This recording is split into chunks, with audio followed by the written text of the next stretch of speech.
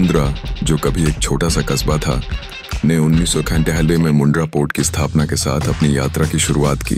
7 अक्टूबर 1998 को इस बंदरगाह से पहली बार जहाज MT अल्फा ने लोडिंग अनलोडिंग शुरू की। यह दिन भारत के पहले निजी बंदरगाह का ऐतिहासिक क्षण बना। अडानी समूह द्वारा विकसित यह बंदरगाह अब भारत का सबसे बड़ा निजी बंदरगाह बन चुका है और इसके विकास की कहानी हैरान करने वाली है। 2001 से 2005 के बीच मुंद्रा पोर्ट ने लगातार नए टर्मिनल खोले, जिसमें कंटेनर, कोयला और लिक्विड कार्गो के लिए स्थान शामिल था।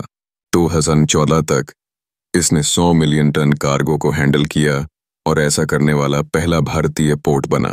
अब 2023-24 में मुंद्रा ने लगभग 155 मिलियन टन कार्गो को संभाला, जो भारत के कुल समुद्री माल ढुलाई का लगभग 11% है।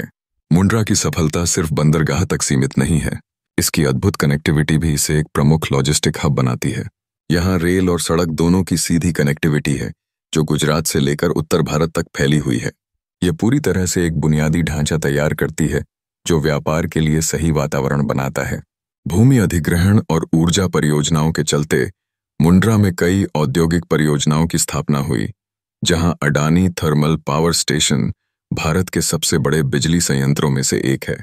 पास ही बने Mundra ultra mega power plant ने भी क्षेत्र की बिजली आवश्यकताओं को पूरा करने में महत्वपूर्ण योगदान दिया है। इस सभी विकास के साथ रोजगार और सामाजिक विकास भी महत्वपूर्ण रहे हैं।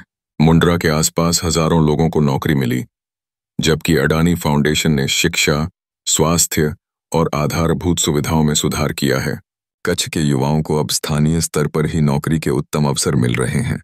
मुंद्रा ने पर्यावरणीय पहलें भी शुरू की हैं, जिसमें मैंग्रोव पेड़ों का बड़ा पैमाना पर रोपण किया गया है। इसे ग्रीन पोर्ट बनाने की दिशा में सौर और पवन ऊर्जा जैसी पहलों पर ध्यान दिया जा रहा है। 1999 के पहले मुंद्रा एक कृषि आधारित कस्बा था। अब यह भारत का अंतर्राष्ट्रीय व्यापार केंद्र बन चुका है, जो कच्छ को आर्थिक रूप से मजबूत बनाता है। यह वहां के निवासियों के लिए नई पहचान और हरित विकास के नए अवसर भी लाता है।